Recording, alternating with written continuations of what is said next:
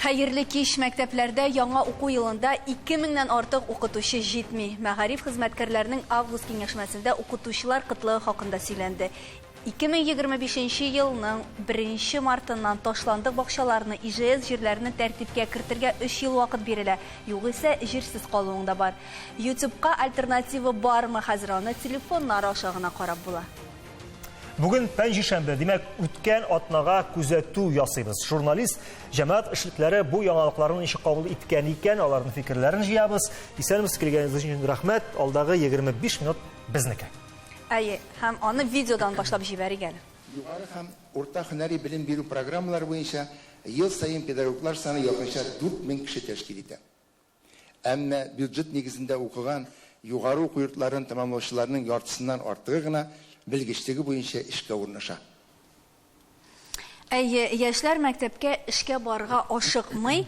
Иң элек менә бу мәсьәләдә тукталасы килә. Ниндирәк фикерләр, Искәндәр әфәнде, сездән башлыйк әле. Ни өчен барасылар килми микән? Хикмәт хезмәт хакларында гынамы? Хезмәт хакларында да, аннан соң бар шундый әйберләр, электән калган карт укытучылар чыгып китмиләр, һәм яшьләр килгәндә аларны бала-чагага әверелдереп, менә аларны ниндидер бер дискриминация, ул әйбер бар, минем бер генә түгел, күптән түгел мәкаләм дә чыкты, аның буенча әле менә чаралар да кабул ителеп маташа. Шуңа күрә бу мәсьәләләр аларның бөтенесе дә бар. Хезмәт хакы тагын Дедовщина димәк. Дедовщина бар, әйе. Аннары соң ул әйберләр киреп утырганнар, алар инде күптән пенсияда, әмма утыралар һәм үзләренең властьларын саклыйлар. Әлбәттә алар заучлар, ниләр дәрәҗәсендә утыралар бит инде, әйеме? Һәм шушы әйбер, бу да бик катык машаулый торган әйбер. Өлкән укытучыларның китеп яшьләргә урын бушатмаулары. Тамыр җәяргә мөмкинлек тудырмыйлар. Ул авырлык та бар. Икенчесе хезмәт хакы дигән әйбер, бүгенге көндә мөһим түгел дигән сүз дөрес түгел, мөһим. Әгәр дә кайдадыр башка җирдә яхшырак хезмәт хакы күрә икән, ни өчен ул азапланып йөрсен анда аз хезмәт хакына? Азрак нервны. Әйе, әле бит аның җаваплылыгы. Менә минем идәтеге 4 бала белән генә утырганда да нихәтле тавыш, әйеме? Анда бит хәзер классларда 30 бала. Шәһәр мәктәпләрендә 34 бала, әйеме? Әле аның тынгысыз әтиәниләре бар. Менә әле һәрберебез белән икәү бит ул һәр балага, әйеме, һәрберебез белән хәл итәргә кирәк. Әле әби бабайлар да кушылып китәргә мөмкин. Шуңа күрә аның хәтле нервы өчен бездә укытучыларга хезмәт хакы бик аз түләнә. Анда бар инде үзенең ниндидер программалары, авыл укытучыларына нәрсәләрдер бирелә, әмма бу гына җитми. Хезмәт хакы бүген укытучының кимендә 2 тапкыр арткан очракта гына анда эшләргә теләүчеләр булачак. Күп очракта укытучылар килер дип уйлыйсыз мәктәпләргә?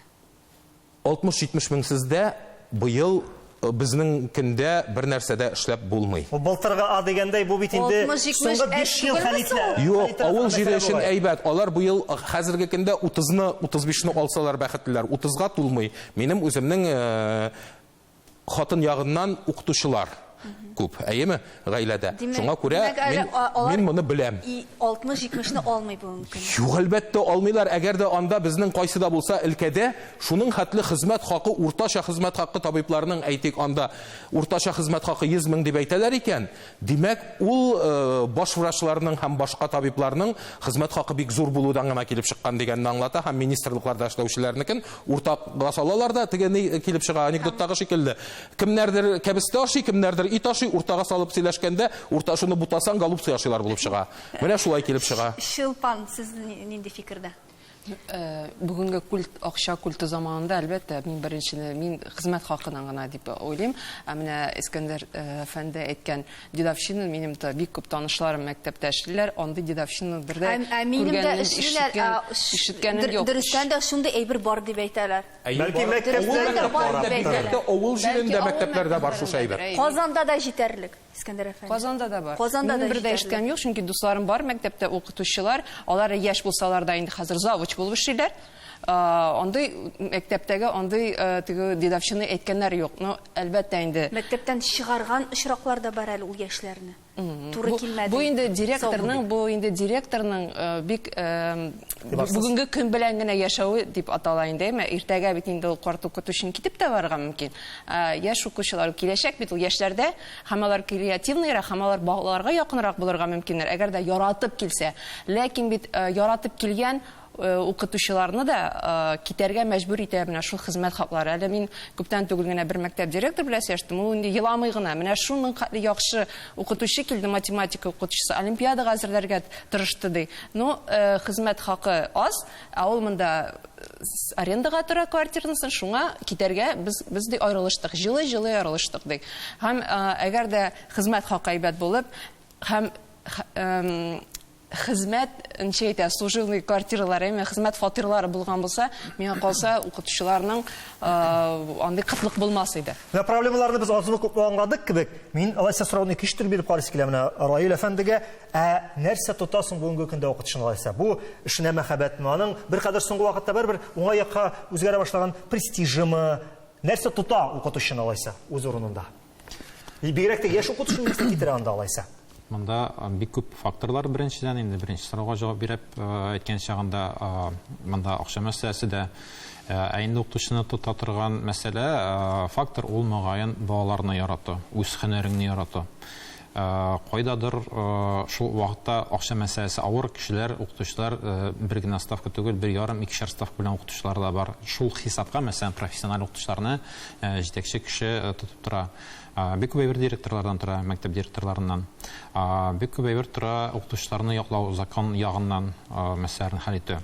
Хәзерге вакытта Казанда гына күпме педагог класслар ачылды өр-яңа. Бу димәк, педагог класслар югары уку йортына кергәнче үк профориентацион эш алып барылачак дигән сүз. 10-11 сыйныфларда киләчәктә педагог булырга теләгән балалар белән эшләргә. Әгәр укучы мәктәпкә килгәчтен аның әзер инструментлары, кораллары бөтенесе булуын белсә, аның ышанышы күбрәк булыр, ул аңа өйрәнеп килсә. Без бит башка килгән чагында безнең күрәк булачак мәсьәлә, булачак бөтенесе булмаса, без бит анда эшли алмыйбыз. Шуның шикелле хәзерге вакытта укучыларның беренчедән ул методикалар, ул әсбаплар, ул гомумән әзерлек, психологик педагогияктан һәм гомумән балаларга үз һөнәреңне ярату кирәк. Менә куркып килә дидегез, бит әйме бүгенге көндә бит әле ул җитеп бетәме инструментлар дип кенә курыкмый, ул бит әле кирәгеннән артык бюрократия эше дип тә курка. Бүгенге көндә менә бу өлкәдә ситуация нинди? Хезмәт авыр шын барлыкта, укытучының хезмәте авыр, монда шул бюрократик моментлар бар, ул бетерелде түгел, аны кыскартырга тырышалар, ул юнәлештә шул барыла, әмма дә ләкин хезмәт чынлыкта авыр. Ул әтиләр хисабына яшьләрне без мәктәпкә китерә алабыз. Акча диделәр, Луиза. Акча белән генәме? Тынычлык. Миңа мәсәлән 60, 70, 80 мең түләсәләр дә мин ничектер икеләнеп калыр идем. Барганмы икән? Бүген баланың хукукы күбрәк. Мин беренче укытучым Сәлим абыйның кулыннан бик күп указка ашадым, бик күп указкалар минем башкасында, әйеме, һәм башка малайларның да бер кайчан да сүз әйтмәдек, әйеме. Бүген син ул балага тавышыңны күтәреп әйтеп кенә кара. Укытучыны шунда ук прокуратурага алып китәчәкләр һәм башка ниләр башланачак, әйеме. Бүген артык назлы балалар, артык хукуксыз укытучылар бүген шундый әйбер башланды. Шуңа күрә әти-әниләрдә бүген. Әти-әниләрдә башкача бүген. Шуңа күрә балаларын итеп торалар. Әйеме, мин 4 бала укыту дәверендә барысын да күреп өлгердем. Мин менә элегелектән мәдрәсәгә юк, мин баламны нинди генә теге тәртипсез булса да барбер якларга тиеш ата буларак, әйеме. Әмма укытучыга карата мондый фикердә элегелектән килгән шундый. Итесеңә сөяге миңа дип биргәннәр баланы. Ягъни сөяген сындырма, калганын кара, әйеме. Менә шулай итеп биргәннәр мәдрәсә заманында. Шулай хәлфә бабайга, әйеме. Менә шулай бара. Һәм ул шулай булырга тиеш тә. Укытучының хакы аның бик зур, динебез буенча да кытышкыч зур хак. Шуңа күрә укытучы ул мин әле үскән вакытта олы агайлар тәмәкеләрен тартып торган җирдән укытучы итеп барганда яшерәләр иде, әйеме. Бу әйбер бетте хәзер. Укытучыдан авыл җирендә укытучыларны яратмыйрак карыйлар. Әнә бер нәрсә эшләми матур киенеп җыри дә, акча ала дәүләттән дигән әйбер белән, әйеме. Аның нихәтле эш, әле аның нихәтле эш ияреп кайтканын беркем дә уйламый. Ул бит әле укытты да дәресеңне бирде кайтты түгел, анда хәзер нихәтле кагаз тутрасы бар, кагаз эше. Шуның белән куркытып бетерәләр. Хукуксызлык, кагаз эше, акчасызлык, гомумән алганда тынычсызлык, булар бөтенесе дә укытучының бар. Шуңа күрә укытуда калган чын яшь укытучылар, әйеме балаларны укытырга килгән яшь укытучылар чын-чынлап яратып килгәннәр. аларның китеп барулары бер нинди дә не түгел, сәер күренеш түгел. Шуңа күрә монда министрны да, беркемне дә сүгеп булмый, бүгенге системаны сүгәргә мөмкин һәм аны бераз төзәтергә кирәк. Системаны һәм әтияниләрнең карашын. үзгәрергә тиеш. Әйе, укытучыны якларга кирәк законнар белән. Укытучыларны чыннан да бер хокуксыз һөнәр ияләре дәрәҗәсенә төшереп бетердек бугай. Ә менә Динар, сезнең балаларыгыз коммерцияле мәктәптә укый. Анда укытучыга караш нинди? Үзгәме, юкмы? Сез гомумән гади мәктәпләрдә укытыгызмы балаларны? Түләгәч тага да күбрәк таләп итәсез укытучыдан. Укый иде. Укыганнан соң күчердем нигә бюджетка. Гади мәктәпкә. Гади мәктәпкә. Шуңа хәзер мин бик моның турында күп сөйләй алмыйм. Башладагыда, ну әйтеп китәс килә, менә хезмәт хакы, сез әйттегез 60-70 мең дип әйттегез, по-моему. Булырга тиеш дип әйтә. Тиеш кенә менә ул. Әле 60-70 кадәр исә түгел. Безнең секретарь 60 мең ала. Секретарь шәй ташып җире торган. Секретарь компьютерда 60 меңгә эшли. Сезгә секретарь кирәкме анда? Шуңа хезмәт хакы иң беренчедә дип уйлыйм. Шуның өчен һәрбер укытучы, менә мин балалар укый бит, алар ничектер ситуацияны үзгәртәләр, наверное, только за счет репетиторства. Һәрбер укытучы шул репетиторствоны предлагатсаң, алар әзер була андый подработкага. Бу тема онлайн мәктәпләр барлыкка килде, репетиторлыкларны ничектер укытучы белән репетиторлыгын ипиен ашарга. Онлайн мәктәптә бик күп балалар шөгыльләнә.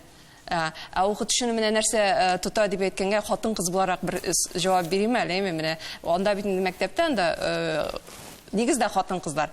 Ә хатын-кыз ул стабильлек ярата. Тутырыклылык, хезмәт хакы килә айга 2 тапкыр, шулык эш, шулык коллектив, менә укытучыларны әле шушыда тотып торадыр мәктәптә. Бу темага без кирип китсәк, бер генә тапшыруда җитми. Әйдәгез рекламага бүленик, рекламадан соң икенче теманы күтәрербез.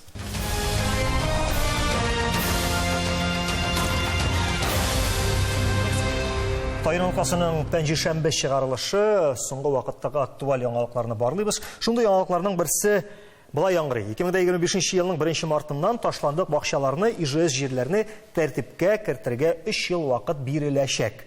Югыйсә җирсез калуың да мөмкин. Бу яңалыкны ничек кабул итә алабыз? Нинди үзгәрешләр булачак? Динар, сезгәдер сорау. Бу закон буенча хәзер безнең поправка буенча ул 3 ел подготовка бирелә, тагын 3 ел, аннан соң бер нәрсә эшләмәсәң, шул вакытта гына Һәммәсе 6 ел. 31 елга кадәр. 6 ел, подготовка. Подготовка булса, ул уже 3 ел. Но монда ничектер аңлатып китәргә кирәк. Бу сездән җирне алу түгел, аларны аукционга куеп, торгидан через торги реализации сезгә акчаны бирәләр. Саткан акчаны. Но тагын аңларга кирәк, ул торгида в основном коммерческий структуралар эшләп битнеләр, инде үзенең прибылен ничектер закладывать итәчәк. Шуңа кеше үзе решать итәчәк дип уйлыйм. Тагын Менә бу кулланмыйча тору тәртипкә китерү ул ничек? Онда төзелергә тиешме? Яисә нәрсәдер син нәрсә Утыртып куйсаң да бакчага җитә. утыртып Бу куйсаң. категориядан монсы ИЖС бар безнең, дачный, садовый участки, допустим, ИЖС-ка килсәк, анда җиткерү булырга тиеш. Но менә бер бу закон минемчә уйланылган нидер, менә бөтен ташландык җирләрне алу өчен. Чөнки кемнең более-менее трезво мыслит дигәндәй, ул берән инде мунча кебек нәрсә мында 2 кебек нәрсә берән сәҗкереп куеп, аны күтәртергә можешь, ди шул ук участок үзендә калдырырга. Ләкин нәрсәдер торырга, ниндидер кырылма булырга тиеш. Әйме? Бәдрәф булса да. Ул бәдрәф булырга тиеш. Мин менә монда килеп китәм дигәнне буенча булырга тиеш. Әгәр дә синең анда бер нинди дә булса кырылмаң тора икән, димәк син анда төзегәнсең, ул бит инде анда бит ИЖС, теге индивидуальное жилищное строительство, СНТ, ул садовый теге некоммерческое товариществолар һәм башка шундый ниләргә кагыла. Һәм бу дөрес. Беләсезме, менә безнең урам бик матур гына булып үсеп килә, матур йортлар тораймы? Әмма тора бер ташландык җир, анда инде ул салып куйган нигез, ул инде таркала башлаган ул нигез, әйеме, менә урамга кергән вакытта. Хәзер без таш җәйдек урамга ничә кат инде. Безнең тип-тигез урамыбыз. Һәм киләчәк шушы кеше бөтен урам төзелеп биткәннән соң берсен менә шушылай итеп әле яңадан башладылар, казып чыктылар. Хәзер без аның аша машина белән кешкә узып йөрибез, аны әле берничә ел таш белән тутырга гына туры килә. Ул уңайсызлыклар тудыра торган әйбер. Менә шуның аркасында без тагын юлны да ясаган. Бу әйе бөтен кыяфәтне бозып тора, башкаларның күчемсез милегенең бәясен төшереп тора. Шуны күргән кешеләр әйтәләр: "Эй, сезнең монда менә бу ямсызлык бар" диләр, әйеме? Шуңа күрә бу кирәк. Кайбер кешеләр алайса алалар, аннары соң әле авыл хуҗалыгы җирләре кемнәрнекен кайбер район хакимиятләрендә әйтәләр: Без бу җирләрнең кемнеке икәнен дә эзләп таба алмыйбыз. Анда каен үсеп утыра. Ничә еллар инде анда каен бик тиз үсә башлый. Исән ул кеше юк. Аның кем икәнен дә белмиләр, кем җире икәнен дә белмиләр. Әмма анда ничә еллар буе ул авыл хуҗалыгы җирләре. Искәндәр абый, сез үз мәнфәгатьләрегезне кайгыртып хәзер фикер йөртәсезме? Ә менә үзегезне шул кеше урынына куеп карагыз әле. Сез мәсәлән җиреп алып куйдыгыз, я ул сездә мирас буларак калды имез. Сез әле бер сезнең акчагыз юк әле бер нәрсәдә эшләргә. Әйтте бит инде, бәдрәп куям да. Торсын ашарга сорамый бит дигән кешеләр бар бит. Ә менә алайса тәртиптә тотарга кирәк дигән әйбер, ташландык дигән сүз бар, әйме? Ташландык тотмаска кирәк. Кисеп, шабып, бер кыймагына кырып куеп була бит. Тәртиптә тусагыз, сезнең аны реализациягә чыгарачаклар. Берәрдән сән җитмәсәс ИЖС булса. Анда бер нәрсә төзеп куелган икән. Да, ИЖСтан шул арендованный җирләр бар бит инде, элегрәк шулай эшләр иде. Ошо арендага алып, аннан социаль кереп, шуны приватизировать итәләр. Монда шул тема инде примерно шулай бер шул тирәрәк булачак дип уйлыйм. Закон дөрес бит инде. Закон дөрес. Нәрсәне тәртипкә салачак алайса? Нәрсәне тәртипкә салачак кемгә зыян булачак? Нидер начар тормыш белән яшәүче кешеләр димме соң инде, шул ук, допустим, Алтан кебек җирне алсак, ташландык җир, аның җиткермәячәк инде ул. Кемнең желаниесе бар, ул җиткерәчәк. Шуңа шундый юкагы җирләрне ничектер кирәк булган кешегә бирү. Ул үзенең шушы базар бәясеннән алачакмы соң? Аукцион булачак. Күпмедән сатыла инде. Үзе сата алмыймы? Монда андан соң әле икенче мәсьәләгә килешергә. Суд аркылы ул аны ничектер возражать итәтеш, аның реализация чыгармас өчен. Бу национализация булып чыгамы инде бу? Бу национализациянең беренче этабы? Национализация икенче нәрсә, ул бит алардан буш калмай, ул сезнең җирне сатып бирәчәк. Государство сезнең җирне сатып, сезгә акчасын бирә. Акчаны сезгә бирә ул аны. Ну, акчаны бит ул җирдән, рыночный бәядән күпкә аукцион белән булганда бу булай. Менә аукцион. Тора, әйеме, менә минем йорт белән башка кеше йорт арасында тора ди бер шундый ташландык җир, әйеме? Бу җир миңа да кызык, тегеңә дә кызык. Әле арттагы күршегә дә кызык булырга мөмкин, әйеме? Аңга да ташлар. Шуннан без ишәү бәя күтәрә талашачакбыз шушы җир өчен. Әле ул базар бәясеннән күпкә кыйммәтләнәчәк. Әмма аукцион оештыручылар күпме процент салып калдырырга мөмкин. Менә бу әйберсе кызык. Чөнки бездә, әйеме, теге 50%-тан да ким табыш булса, бер нәрсә дә эшләмиләр. Шуңа күрә яртысын бер аукциончылар алып калачак дип уйлыйм. Үзенең практикадан әйтеп китәмен. Аукцион төрлечә була. Анда участниклар аз булса, ул аз була инде хакы, а безнең бар случайлар, безнең недвижимость, к примеру, тагын күбрәк, рыноктан күбрәк да алучылар булганы бар. Шуңа монда үз кызыксынышлар булса. Һәм монда икенче мәсьәлә кертү мәсьәләсе. Шул аукционга біз бит инде беләбез. Монда шартларында аукционга ничек кертәләр, кем керә һәм кем кызыксына бу җир белән. Монда инде икенче мәсьәлә. Ләкин гомумән алганда бу яхшы юнәлеш тик тормасы өчен.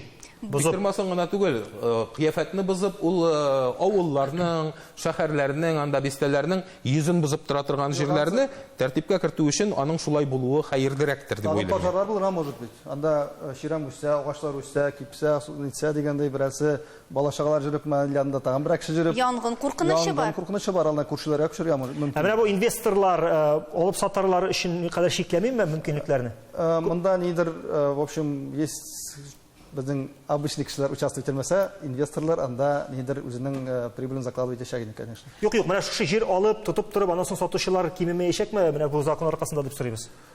Инвестиция дип алалар да бит инде. 3 ел бар бит инде, 3 ел бар. Шуңа инвестиция обычно безнең җир хакы елга менә теге ел белән бу елны чагыштырсак 20-30%. 100%.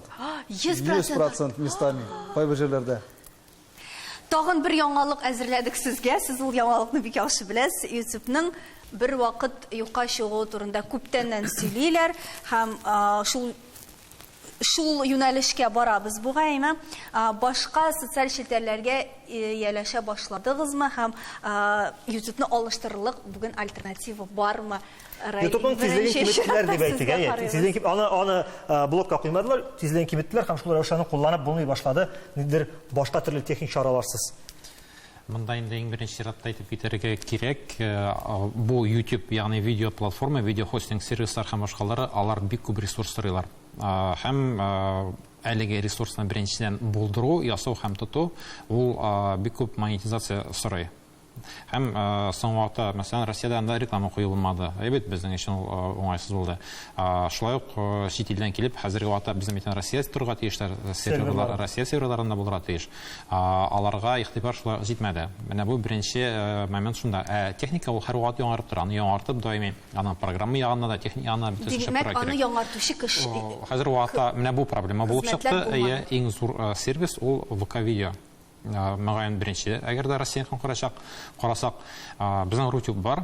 Рутюбта инде анда администрирование, анда шактый катлаулы. YouTube белән чагыштырганда, мәсәлән, без анда видеоны куйдык. Һәм ул ничәдер минут, секундта без аны инде кешеләргә ирештерә алабыз. Рутюбта анда аны халыкка куеп шунда ирештерү мөмкинлеге бераз катлаулырак. Модерация кыенрак. Шул вакытта, мәсәлән, тагын сервиска килеп чыкты, Нун дигән сервис чыкты. Нун сервисында шулай видеоларны куярга була. Ләкин YouTube-ны алыштыра торган сервис түгел, ул күбрәк бәлки Шортслар куя торган. Анда тур эфирлар да ясарга була һәм башкасы. Дзен бар, Дзенда шулай ук.